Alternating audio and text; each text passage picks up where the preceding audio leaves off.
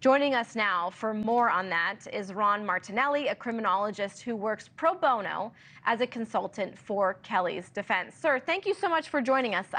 If I'm not mistaken, you feel as if this case should have never been brought about. Yeah, that's exactly right. I was a lead investigator in our nationally renowned forensic death investigations team. All of us put in hundreds of hours pro bono without any charge to Mr. Kelly. And all of our experts were in agreement that we didn't even find that there was probable cause to arrest Mr. Kelly, let alone to prosecute him. But I'm glad that you have me on the show, because let me clear up a few things that the media continues to get wrong. And I hear it in this program. So number one, there was never any conclusive evidence that Gabriel Budimia was, quote, an unarmed migrant seeking the American dream. Okay, even the Border Patrol agents and experts were not able to conclude that. As a matter of fact, Mr. Budimia was dressed in camouflage clothes. He had 2 backpacks. He had tactical boots. He had an encrypted, very expensive encrypted 2-way radio. And when questioned, the CBP said that fit the profile of a cartel scout, either a drug smuggler, human trafficker, or a cartel scout. You know, that's number one. Number two, the narrative that keeps coming out that is completely wrong is that Mr. Kelly didn't initially tell law enforcement that he had fired shots. He absolutely did.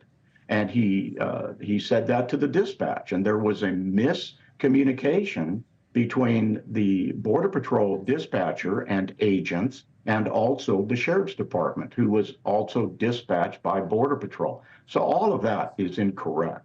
Mr. Kelly repeatedly said during his interview with lead detective Jorge Anza 13 times that he never fired at anybody. He actually demonstrated how he had fired way up into the air. And obviously, other than Mr. Kelly telling law enforcement that he fired shots, and we had 8 casings, not 9 casings, on the ground, there was 0 forensic evidence linking Mr. Kelly's weapon to the death of Mr. Budimia. There wasn't a bullet. Nobody could conclusively determine the trajectory. Nobody knew what the angle or positioning of Mr. Kelly was on his front porch. They didn't know what the elevation of his weapon was. And there was even the medical examiner said that there was a likelihood, and she couldn't discount the fact that Mr. Budimia was shot hundreds of yards away and then bled out and finally collapsed at the area where he was found. So, and there's no motive. The state never provided a motive.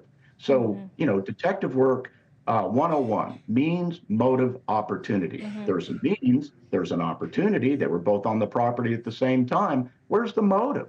One would have to believe that Mr. Kelly, who has an impeccable record in law enforcement, just decided one day to wake up and shoot a Mexican. It's absolutely absurd. Okay, well, and I appreciate everything that you said, and I do want to move the conversation forward. It is my job to play devil's advocate. Then why wasn't the jury? Why wasn't the jury unanimous then? If all of this evidence was cut and dry, why isn't he a free man at the moment? Well, number one, it's a 7-1 verdict, 7-1, with one holdout. And the judge went back there, and both the defense went back there, and the prosecution back there. And they talked with the juror. And they could, after speaking with her at length, they could not determine why this person decided what they did. Now, in the legal system, we know that there is a dynamic referred to as jury nullification.